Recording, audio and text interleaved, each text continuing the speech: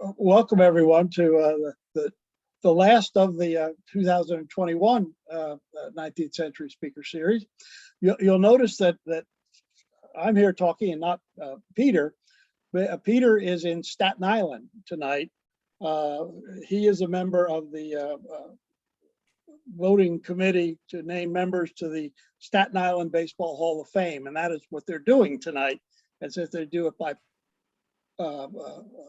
secret ballot, he had to physically show up. He's going to try to join us. The meeting should be over here not too long from now, and then he'll head on over. He'll try to join us with the phone, but we will see what happens there. So y'all get plan B, which is me. Let me, in addition to welcome you, to let you know that I want to just, we have one fellow there, Adam Dorowski here, who is one of the heads of the committee's Overlook Legend Committee, and they scored a rather significant activity here when one of the legends, the 2020 legend, Bud Fowler, was named to the Hall of Fame last week. That's the second Overlook legend that has made it after Deacon White from 2010 or 2012, something like that. Tonight's I have a few things to talk about at the close of this. Let me introduce our speaker and we'll get started here. Tonight's speaker is Rob Bauer. Rob holds a PhD from the University of Arkansas. My searching of the internet is correct. He was a professor of, I had a professor of mathematics from Henderson University in Arkadelphia, Arkansas, and they're not apparently on good terms with Fayetteville, but that's another story. Rob was a professor of environmental history, but has migrated to a writing career here. In addition to a 4-volume set of books on baseball in the 1880s, he's authored about half a dozen historical novels. The novels range from settings in Germany in the 1500s to a series on baseball mascot Clarence Duval. Rob's baseball writings include a series of 4 nonfiction books exploring baseball in the 1880s, details of which can be found at robbauerbooks.com online. Tonight, Rob will examine the final stages of the life of the American Association in the 19th century, leading up to its collapse and the merger of 4 of its teams into the National League. So Rob, thank you for being with us and make the presentation, bring your slides up, and we'll be off and running. Great, thank you, Bob. I was just going to point out that my latest novel appeared this week. So if you've never heard the story of the Byzantine Empress Theodora, it's kind of the original rags to Empress story. But anyway, that's not what you're here for. So let's do what we are here for, and that's some baseball stuff. All right.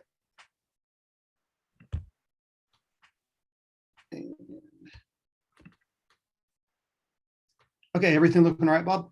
Not yet. No, you're not up. You got to go to the bottom and hit screen share. Oh, yeah. Darn it. Sorry about that.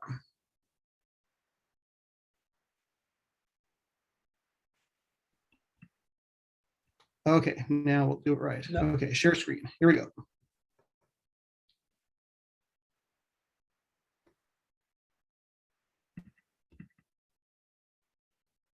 And there you.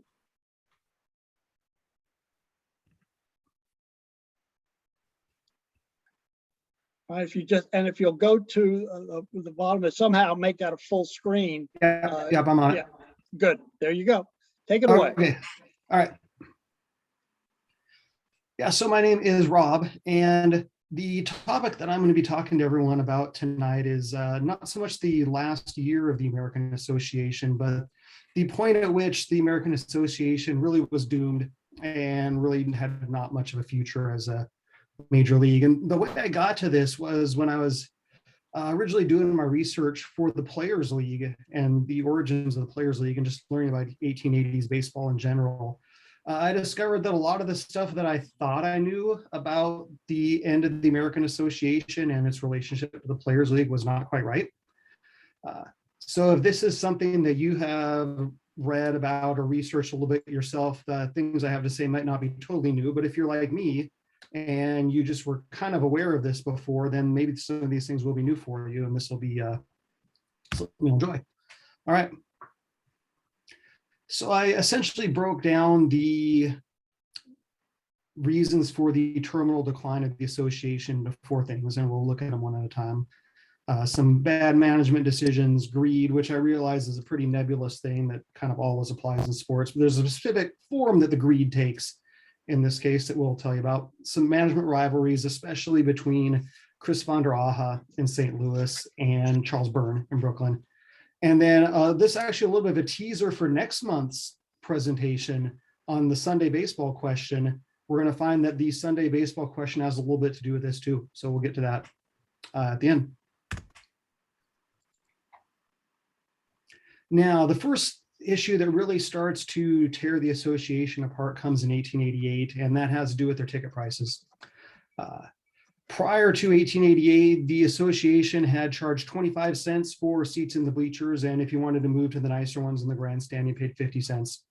And for the National League, it was 50 cents for the bleaching boards, 75 cents for the grandstand. So the actual amount of revenue from any given ticket was probably 37, 38 cents for the association and 62 or 3 cents for the National League. But what happens is in 1888, the American Association, they're a little worried. Player salaries are going up a little bit. They're worried, how are we going to compete with the National League for talent if we don't have the same revenue National League teams have? So even though their schedule is up to 140 games by now, they're still a little worried on the revenue issue. So they decide to take the plunge and charge the same prices for tickets as the National League for the 1888 season. But not everyone is happy. So by the middle of the year, I'll let you read here. Ren Mulford was a sports writer for Cincinnati in the Sporting Life. And here's what he had to say about how things were going.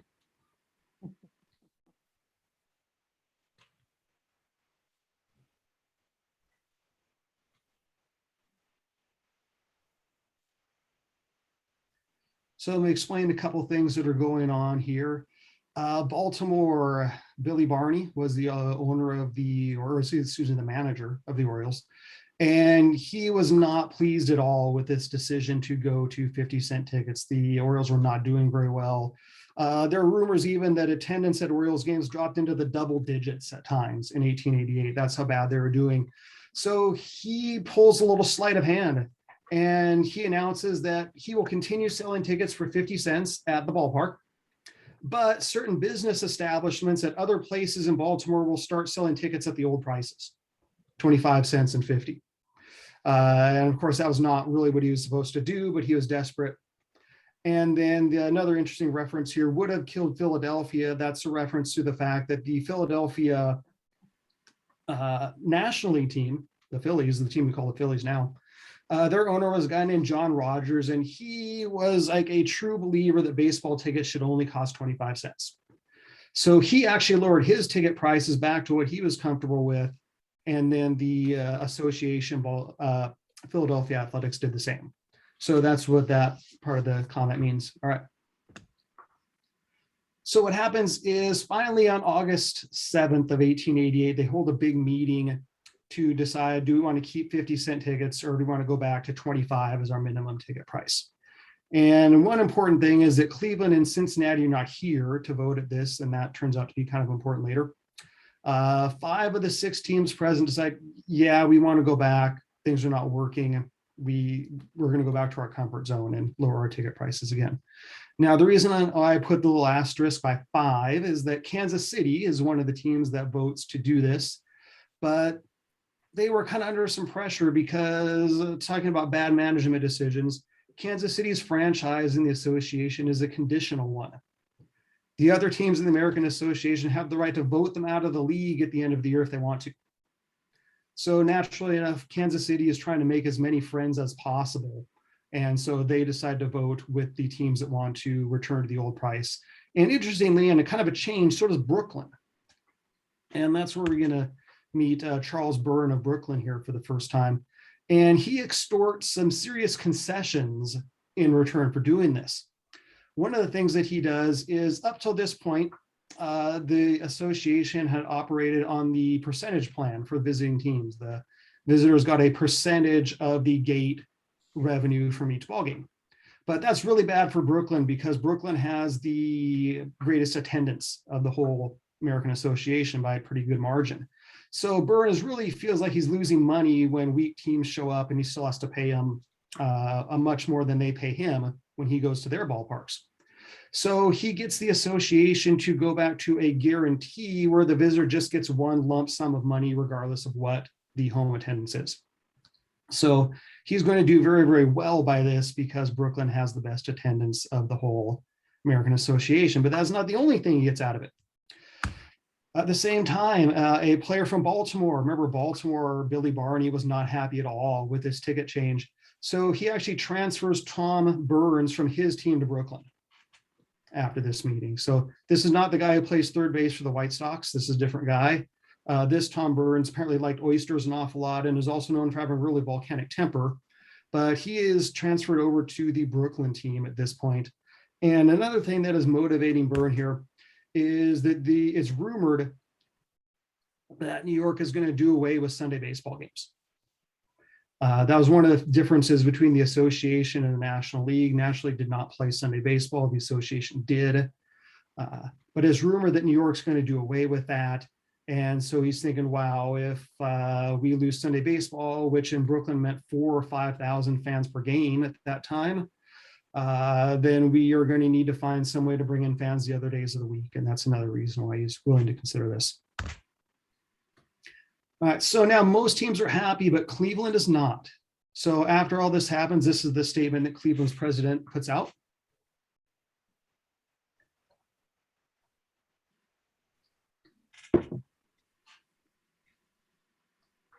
And if you have a good enough memory to follow the shifting winds of the allegiances of the different cities and the different leagues during the 1880s, you know that 1888, the Cleveland's president makes good on his word. And when Detroit quits the National League after 1888, Cleveland then transfers itself from the American Association to the National League. I kind of like to hear someday at one of these presentations, someone make a good case for whether the Detroit leaving the National League was actually a conspiracy of other NL teams or just a business decision. I've always kind of wondered about that, but maybe that's a topic for another day. But the point is for the American Association that they're replaced by Columbus, and at least for the 1890 census, that means that the association loses a medium-sized, pretty good market city in Cleveland for one with about 1/3 the population and not near the market size in Columbus. So here's one example of the way the association weakened itself. Another huge mistake that the association makes is that after 1887, Charles Byrne, here he is again, essentially buys all the players from the New York Metropolitans, takes the ones that he wants and sets the rest free. And so there really is no more New York Metropolitans team after 1887. Part of the reason the Metropolitans had a lousy year in 87, Erastus Wiman was the guy who owned the team, and he tried to hold games on Staten Island because the old ballpark in New York, if I remember right, was not only near a garbage dump, but there were chemical factories nearby that spewed toxic fumes onto the field, and no one wanted to go see games. So he tried to move games to Staten Island, both for a healthier environment and because he also owned the ferry that would take the fans to Staten Island to watch the game. So he hoped to make money both ways, but it didn't work out at all. The Metropolitans played lousy in 87. People didn't show up. And so the team essentially is gone after 1887.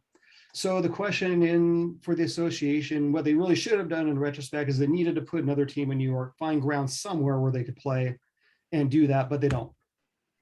What they end up instead is with Kansas City. And there are some serious problems with Kansas City. One of them is if you are an East Coast team, it takes 33 or 34 hours to get there by railroad, which means travel costs for everyone in the league are going to rise. That's one problem. Another problem is that Kansas City already has a team in the Western League. and that Western League team has already control of the best ballpark in Kansas City. So not only are you going to have a new team with new players, it's not going to be very good. They're not going to have a good ballpark either. It's going to take you forever to get there. And this was really not a move that was going to turn out well. Not to mention another thing I'm sure you've already realized is that Kansas City has about 8 or 9% the population of New York at the time. So not only are we going to a market that's a tiny fraction of what we used to have, it's a market where there's already competition from another team that's established. And not only that, but this move actually manages to anger Cleveland again. Because the way that the schedules work, you generally had 4 Eastern teams, 4 Western teams for scheduling and travel purposes. But this meant that Cleveland got lumped with the Eastern teams in place of New York, and that just drove up their travel costs a little more. And that gave them one more really good reason to want to leave the American Association and go to the National League at the end of the year, which of course they did. All right, now I promised a little bit of humor in my talk, and here's where that's going to start to show up. Mordecai Davison is a guy who buys the controlling interest in the Louisville team before the 1889 season begins. A guy named Zach Phelps had on the team, or at least the majority ownership of it. And I know that you can make a case for a lot of guys as the worst managers or owners in baseball history. And I think that Davidson's as good a candidate as any. So it's true that the team had been horrible in 1888, partly because they depended on Tom Ramsey, a pitcher who liked to drink way too much, and Pete Browning, an outfielder who liked to drink way too much. And so the 2 best and most important players on the team drank way too frequently in 1888. It's almost a whole chapter in one of my books just on what they did. So the team did not have a good year by any stretch of the imagination. They end up in 48 and 87, 7th place in 1888. But so next year, Davison buys the team. Before he does anything else, he sells off 2 players to make money, Hud Collins and Elton Chamberlain, a pitcher. And so with Davison as the majority owner, you can see that things got a lot worse.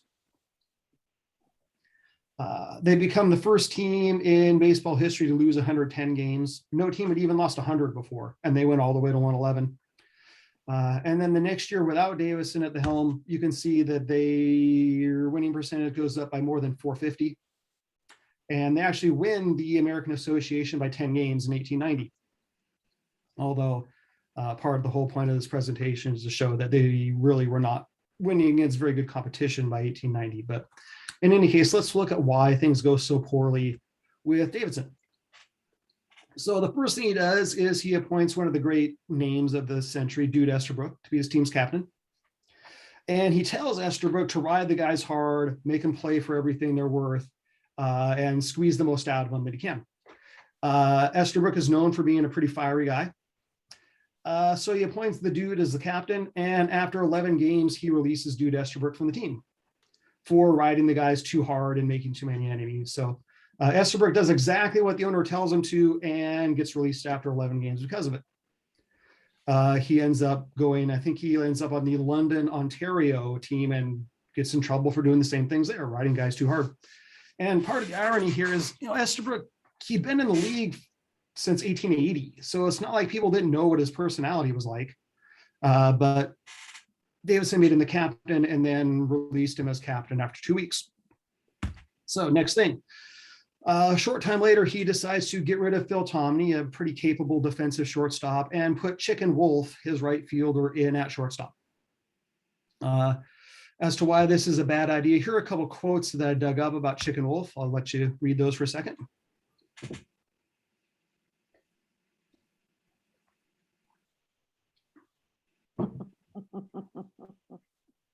So now we know how he got his nickname, among other things. So I looked up on Baseball Reference. Wolf is listed as being 5'9" and 190, not really the body type you associate with a shortstop. He plays there 10 games, makes 8 errors. So given a full season to play shortstop, he probably would have had more errors than Taylor Swift had breakup songs, put it that way.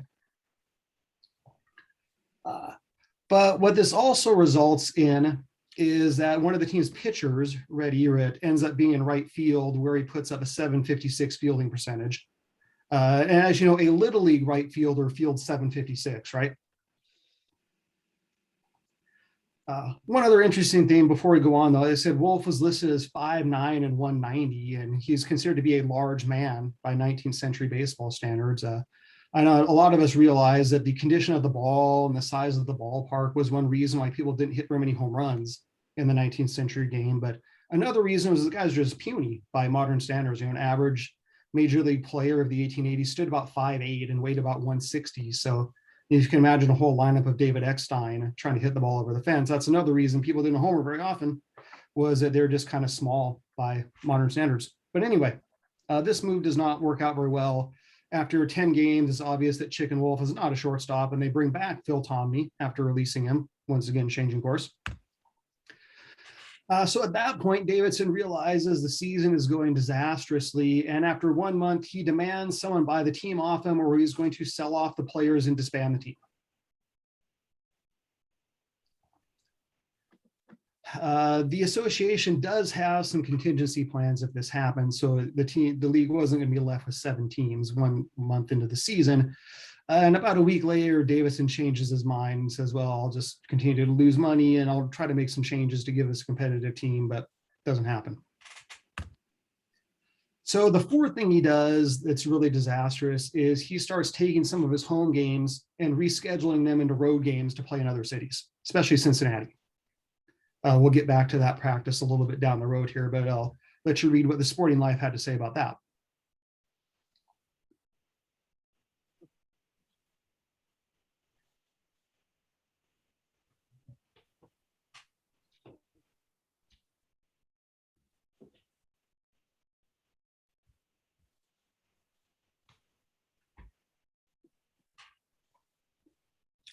Part of the reason that I chose this particular quote is I remember at one of our previous speaker series sessions, we had a question of where the word hippodroming came from, and we had a little discussion on that. But anyway, I thought I included that hippodroming essentially means throwing games or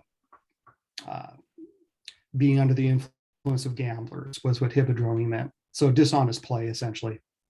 All right. So now he's taking games out of Louisville and playing them in other cities in the hope of making more money that way. And the next thing that Davison starts to doing is to fine his men when they don't play well. So here's what Pete Browning had to say about that.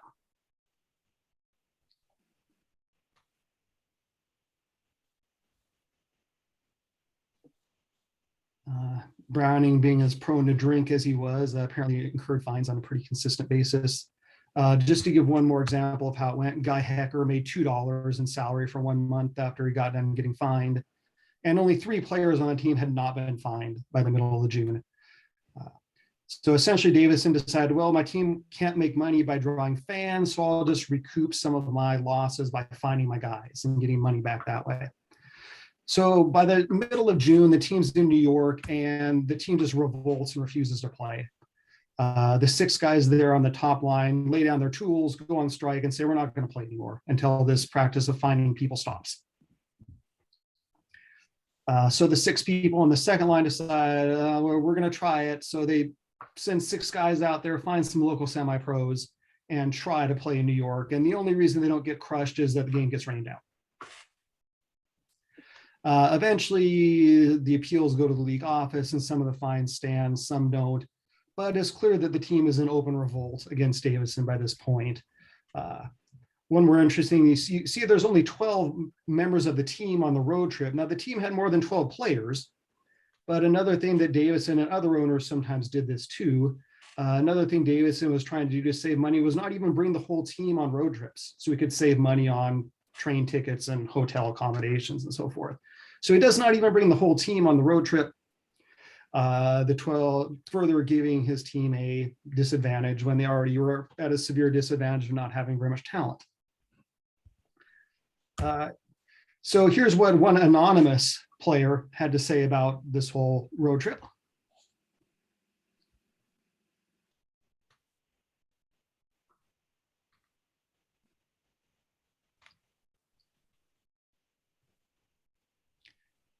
So the team has really decided they had enough of Davison's ownership at this point. Now, the man mentioned in this quote, manager McKinney, let me tell you a little about him to finish off the story of Louisville here.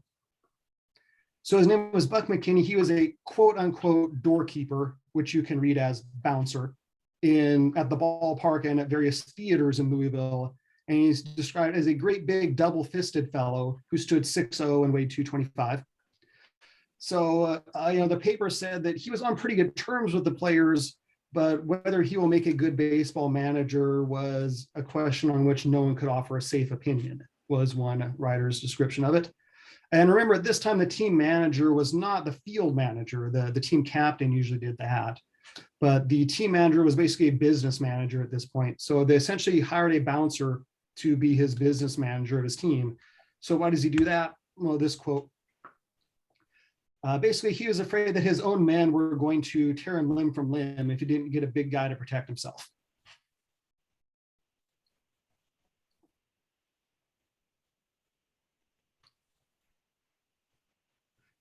So the team is so angry with their owner, he's scared that if he even shows his face, they're going to lay into him.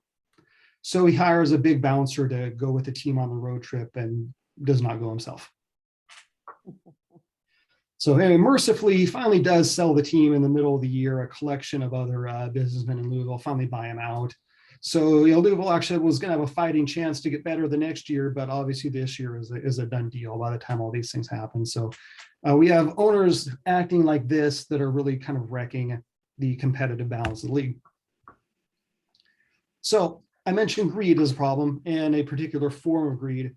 And that is that in 1887 and 88, a whole bunch of teams do what Louisville had been doing in 1889, which was they start transferring some of their home games into road games to play in larger cities where they think a large audience will show up. So here's the table showing what happens in 1887. The whole schedule is 140 games. So if everything had gone perfectly, no rainouts, no games lost to darkness, you would have 70 home, 70 on the road. So you can see that Louisville and Philadelphia are playing it straight, but the other 6 members of the league have already started this practice of trading home games to other places where they think more fans will show up. And in 1888, it gets a lot worse. Here's the stats there.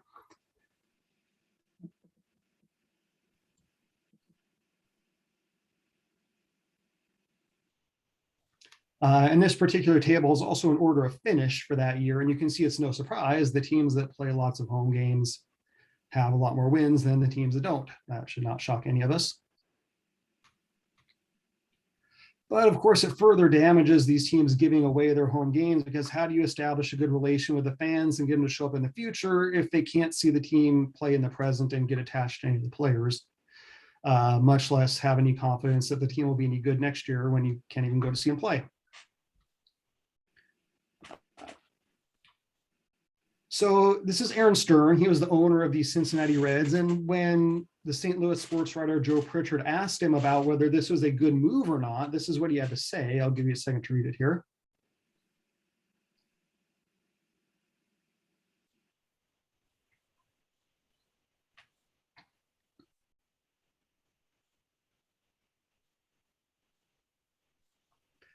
And these are the type of quotes and the type of behavior we saw all the time from baseball owners in the 1880s. They usually behaved as if their actions happened in a vacuum and only affected themselves. And they generally did not show very much awareness that they actually were part of an association or a league of members who were at least supposed to be working for the mutual good of the organization, in addition to the individual good of the members. They were very good at looking out for themselves, and they didn't show a lot of concern with what happened to everyone else in the league. Well, the third big issue going on is this rivalry that develops between Charles Byrne, the owner of Brooklyn, and Chris Vonderhaar, who owns the St. Louis Browns. So as 1889 is going down the stretch, they get together for a 3-game series of games in Brooklyn. It's supposed to happen at Washington Park in Brooklyn. And the first game of the series is a great example of really everything that was wrong about 1880s baseball. Now, personally, I like the game of the 80s a lot. I think the 1880s baseball would have been a lot of fun both to play and watch when done right. But this is a great example of everything done wrong. So what happens was Brooklyn gets ahead 2-0 early in the game. And so St. Louis starts to stall, hoping that the game will have to be called before 5 innings and they can avoid being defeated in this crucial game by just waiting for it to get too dark. So according to the sports writers who described the game, they would call the outfielders in for a conference at first base after every batter and do these various stalling tactics. But in the middle innings, they get the lead. They score some runs. And so then they start stalling, but for the other reason. Now they're hoping that if they can get 5 and still have the lead, then Brooklyn won't have a chance to come back and they can win the game that way. So the man who's the umpire of the game, a former pitcher named Fred Goldsmith, not a very decisive guy, as it turns out. And so during the 7th inning, the Browns actually light candles on the bench to demonstrate how dark it is and that Goldsmith needs to call the game. And of course, the Brooklyn fans are angry. They start throwing paper and debris at the Browns bench, and a fire almost starts in the grandstand when these candles and paper come into contact. Grandstand doesn't burn down, but by the 9th inning, when the leadoff batter for Brooklyn reaches base, Charlie Comiskey's the first baseman and the captain of St. Louis, simply pulls those guys off the field. Says it's too dark, we won't play anymore. Goldsmith, the umpire, though, has the power to declare when the game's over, when it's too dark to play. And he says that since St. Louis has left the field, the game goes to Brooklyn by forfeit, which is in the umpire's power to do, according to the national agreement at the time.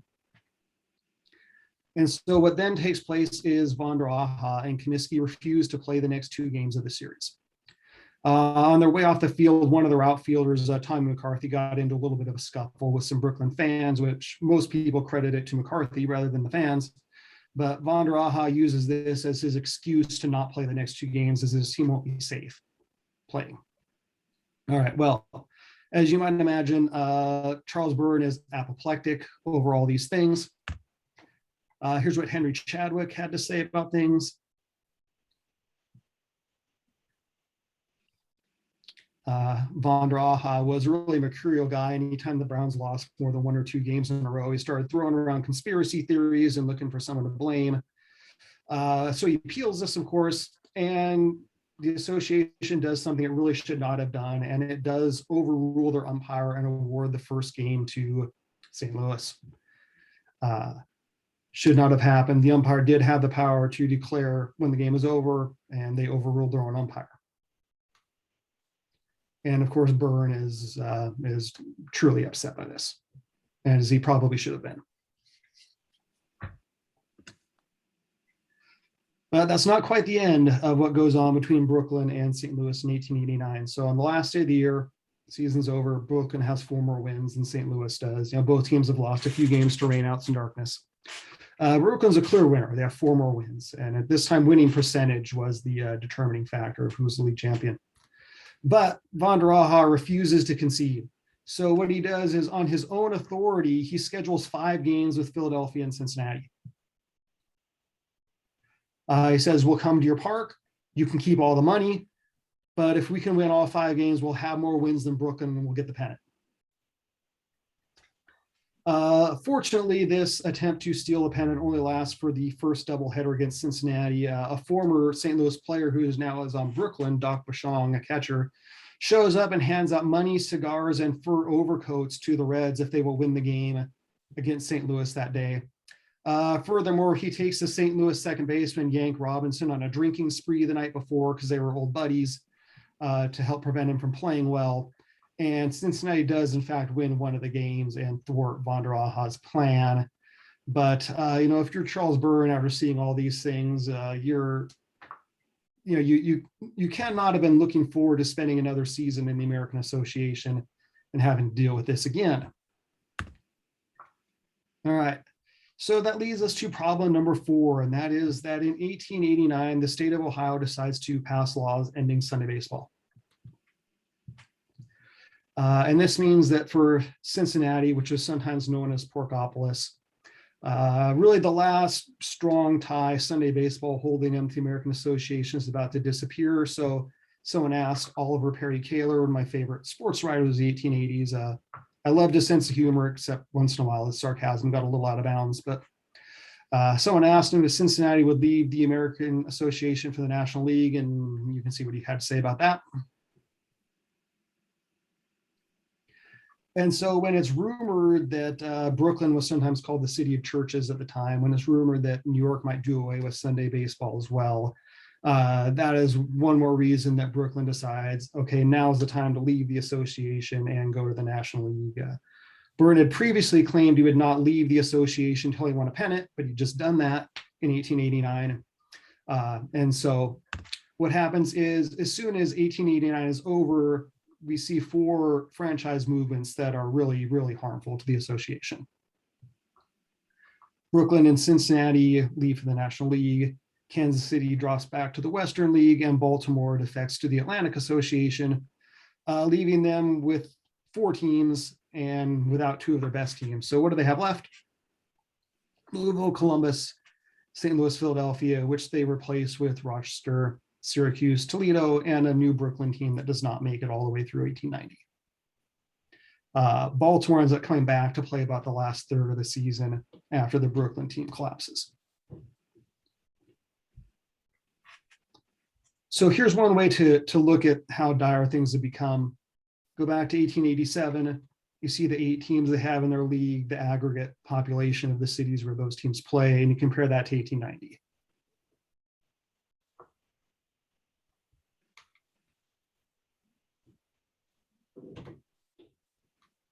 So no New York. By the end of the year, no Brooklyn either. They have a couple of good cities still, Philadelphia and St. Louis, but several places that really are just not big enough to support a major league team and make a whole lot of money. And you can see the aggregate is about half what it used to be. Pretty hard for any business to survive when they lose half of their potential customers. And so this is where I'm making the case that after 1889, the American Association might have called itself for a major league for 2 more years, but it was really a stretch to say that it was. And the chance of the association resurrecting itself and going on was pretty much 0 at that point. So this is where I'm going to cite it as the point of the terminal decline, the point at which the American Association was not going to rally and was not going to continue on much longer as a major league of much caliber. So the last thing I want to point out, it's interesting. You might be thinking, what did the Players League have to do with any of those things I've just spent 35 or so minutes telling you about? And the answer is nothing at all. Every one of those things would have happened regardless of if the Players League had ever existed. Now we do know, of course, the Players League does raid the American Association for some players. I forget how many, it was 25, 28, maybe someone knows the exact number. I forget the exact number. But everything else that I mentioned would have happened regardless of if the Players League had ever existed. And so at this point, I'd like to say thank you for your time and for listening in. And hopefully you've learned a few things about how the American Association really got on death row and was not able to resuscitate itself from the status it had sunk into. So thank you for your time, everyone. And I guess now I take questions if anyone would like to ask them. Rob, thank you very much. We do appreciate that. If you'd break your slides on down, we'll be in. We'll get to see it, let everybody see what we see. I have a question for you on the reasons for the weakness of the American Association. It was always my impression that they were all, particularly compared to the larger teams in the National League, woefully undercapitalized. That's a function perhaps of smaller cities and whatnot, but they never really seemed to have ownership that said, I want to be in the baseball business. They were always in some other business and, oh, I can make some quick money this way, so I'll go invest in the local team. I just I think that's pretty accurate. You know, several of them have got their, like Vonderhaar, I remember, had been in the grocery business and the brewery business before he became the owner of St. Louis. Yeah, I mean, you compare that to some of the National League owners like, you know, John Day with his Tammany Hall connections, for example, and so forth. And so, yeah, I mean, I think that that's another reason that kind of had undermined them really all the way along in their career was that, yeah, with the exception maybe of Erasmus Women when he owned the New York franchise, that the ownership, that the pockets were not quite so deep as what a few of their National League opponents had to call on. And that would also make it difficult to compete for players. Most of the time they had 1 year, 2 year contracts as players come out. How does the American Association pay what the National Association did? They were paying the 25-cent admission fee instead of the 50%. They had less capital coming in, less capitalization to start with. So it didn't. I just never got the impression that the American Association was after 1884 that strong, when they actually forced them to add 4 teams. Yeah, Had a 12-team league. yeah, and thus the whole effort to up the ticket prices in 1888 and try to compete. It's just that they couldn't make it work for everyone. Paul Winter makes a note here that a large chunk of the St. Louis club did go to the Players League in 1890, and the Browns never really recovered from that. And certainly, as you point out, the American Association lost players, but not anywhere near not the way the National League did. Right. Because the National League had the stars. Mm-hmm. But yeah, Comiskey left the Browns, and some of the other players did too. But yeah, I mean, it's not hard to see why they might want to get away from Vonderhaar after some of the things that we learned about him today. He had numerous disagreements with people like Bob Carruthers before he finally traded Carruthers to Brooklyn. It's not, at least for me, after reading all this stuff, I kind of sympathize with Vonderhaar, at least on the point that, he's been a pretty recent immigrant and a lot of people kind of look down on him for that. So I think he had a chip on his shoulder because of that. But in other respects, it's not really hard to see why guys might want to get away from his ownership and having to deal with someone like that on a regular basis. Shannon Gordon asked, did Harry Vonderhaar have any part in this decline? I believe he was the Baltimore, always involved with Baltimore. He was. Did he? Yeah, although if I remember correctly, he sold his controlling interest in the team right before 1889 to some other people in Baltimore. So I think he was off the scene by then. Matt Alberson asked, did alcohol abuse play a part in the dissolution of the league, or is it just some clubs more than others would have that sort of problem, and you have individuals? When you mentioned Browning, who is a notorious drinker, but also one of the great natural hitters in the history of the game. Oh, absolutely. Yeah. Depending on the team, the Philadelphia Athletics were also notorious for drinking too much. They actually brought a keg of beer to one doubleheader one time. The only 15 men on the roster. I guess a keg was enough to cover 15. But yeah, actually, the first chapter or two of one of my books actually talks about the drinking issue in baseball and what teams try to do about it. And yeah, if I remember right, the Philadelphia Athletics and Cincinnati Reds suffered pretty severely from this problem. So yeah, I mean, the drinking issue it could crop up at any time. Louisville, actually, one of the reasons people expected Louisville to do really well in 1888 because before the season began, the whole team took the blue ribbon pledge not to drink. But when the record started not going well, guys like Browning and Ramsey started backsliding and not keeping to the pledge. So yeah, it was one of those issues that at any given time could just crop up and really wreck a team that had been playing well. Browning would sign the pledge every year. Yeah. He if you to give him the contract he want, he'd sign whatever you put in front of him. Apparently Jim Hart, the guy who had managed in Louisville for a while, had pretty good influence over Browning and tried to get him to brace up and play. But once he was fired as manager, things slipped pretty bad. Yeah. Hart landed on his feet though when he took over the Chicago franchise a few years later. Yeah. Dennis Thiessen asked, how do your 4 reasons for decline explain the departure of AA players in 1890 to the Players League? Was that a factor in pushing them out, or did they seek to be part of the Players League? I think the opportunity to get away from the reserve clause probably had as much to do with that as anything. That was, as I think we're probably all aware, that was one of the issues that, a lot of players really did not like. Guys like John Ward in the National League, played a lot bigger role in that whole story. than most of the association players did. But yeah, it couldn't have hurt. Their reasons for wanting to leave would be to get away from the reserve clause. And because most players were pretty convinced that their teams were making money, at least some of it, and they hoped to kind of cash in on that. And it turned out to not work very well in the Players League, but that's one of the things they're hoping to do and get away from the reserve clause at the same time. Mike Slocum asked, was there any relationship with the later 20th century American Association with teams like Minneapolis, St. Paul, et cetera? That is a good question that I'm going to just say I'm not real sure. That's not something I've really had a chance to investigate.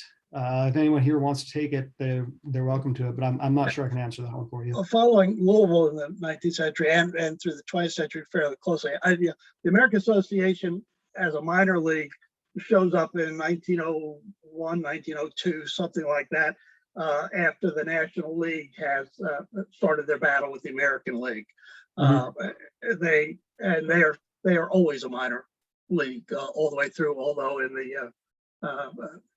the teens, they had some aspirations to be a third major league, but nothing happened with that. Paul DeFonda, why do you think the AA didn't complain more forcefully to the NL after Pittsburgh jumped to the National League in 1886? That is a good question, and something that they probably should have done, looking back. I think Pittsburgh made the same decision that people like Cleveland made later, that the National League was just a better, more sound organization to be a part of. As to why the association didn't try harder to stop it, yeah, all I can say is that looking back, that's something that they should have done. As to why they didn't try, I think, how would I word it? I was trying to remember that if I remember, at least I never read that they actually had a mechanism in the league constitution to prevent teams from doing that if they wanted to. I think it was just a matter of, the National League extended the invitation. Pittsburgh wasn't really happy, and they jumped. And I think, at least as best I remember, they did not have a mechanism to force teams to stay that did not want to, I think is the answer to that question. And I think it was the national agreement that starts in 1882, but got amended somewhere around 85 or 86, that would allow teams to move from any signatory of the national agreement to another signatory of that agreement. Yeah, and like I said, a number of association sports writers in American Association towns have said this is the end of the association because they can't compete with the National League. Yeah. Yeah, and I just don't think the association had a way to compel teams to stay. Dixie Toronto asks, was the 1891 season, the last for the association, a complete waste of time? Sounds as if the 1887 season with its multiple World Series sites was the last real hurrah for the American Association. Yeah, I mean, you can maybe, when the Browns beat the White Stockings in the World Series, that was kind of the high water mark for the association, I think. And player drinking had something to do with that also, as I remember. I think that was the World Series when Jim McCormick had 12 beers before he pitched one game or something. And then Al Spalding would not let him travel to any games later after that, just let John Clarkson pitch the rest of the games. But I mean, it was, at least my impression of it was that it was they were still trying to go through the motions that they were a major league, and obviously it did not work. So I don't know if you want to call it, for the players, probably they didn't feel like it was a waste of time to play Major League Baseball that year, but they were really just kind of running on smoke and mirrors by that point, I think. Well, 1891 was kind of the war year between Association and National League, from the stealing of players and from the Players League coming back and all that sort of thing. And Zach Phelps was now the president of the American Association. And I've always looked at his efforts to keep the association together he was a smart guy. State legislature helped write the Constitution for the state of Kentucky and all, but he's a very practical guy. And his goal, it seemed to me, in the negotiation, was to keep a couple of teams alive, particularly his own, Louisville. And, well, yeah, and Phelps had tried to become the president of the association. I think it was in the '89 off season. And so Wheeler Wyckoff was a guy who had been, and he was a pretty pedestrian talent as far as most sports writers were concerned. So Phelps had tried to get himself elected president then. And had that happen, who knows, maybe the end of my talk would have been different. Yeah. But it did not happen until a couple years later. He was the lawyer for the league throughout that time. We've got a couple of comments agreeing here. Stu Thornley and Winter, that there was no relationship between the American Association as a minor league in the 1900s. Okay. And thanks. 80s. Paul Winter also had. Did Philadelphia also jump to the National League from the American Association? No, because there already was the Quakers / Phillies in the National League. They came into existence in '84, I think. Does that sound right? Yes. Because Matt Albertson, followed from Philly, says that the Players League and the American Association Club in Philly somehow got intertwined in 1891, and they were not.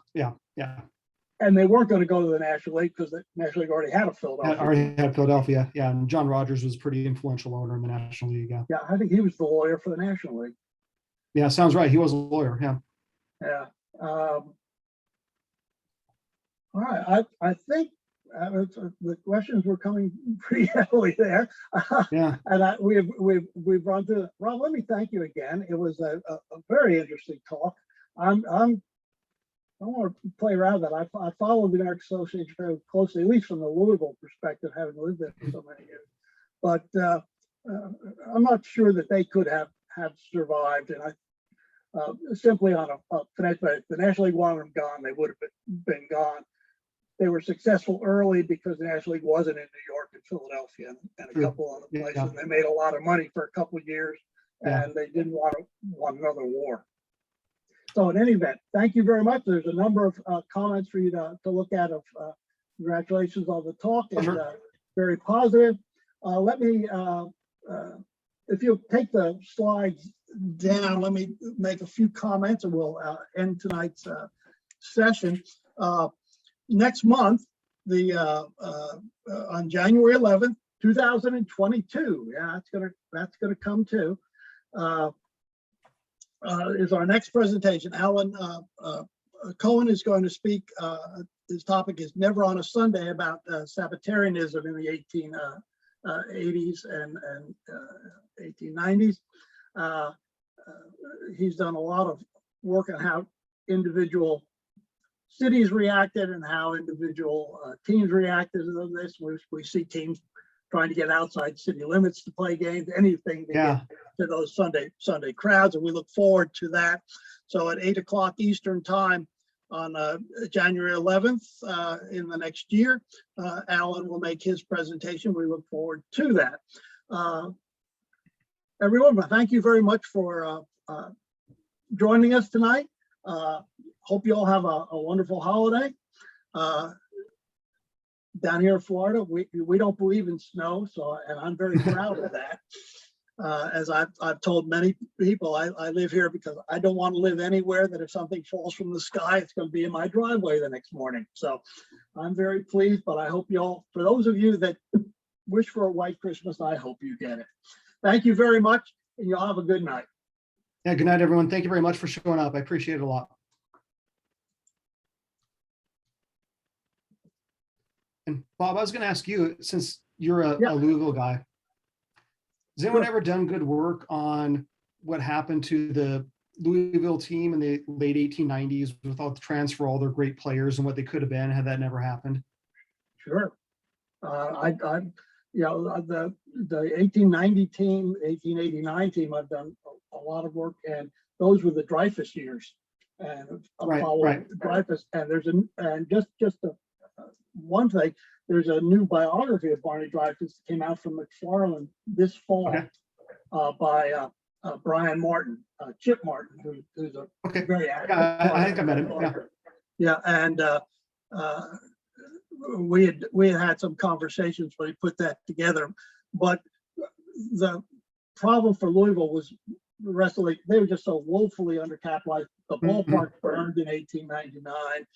They were having to move all their games.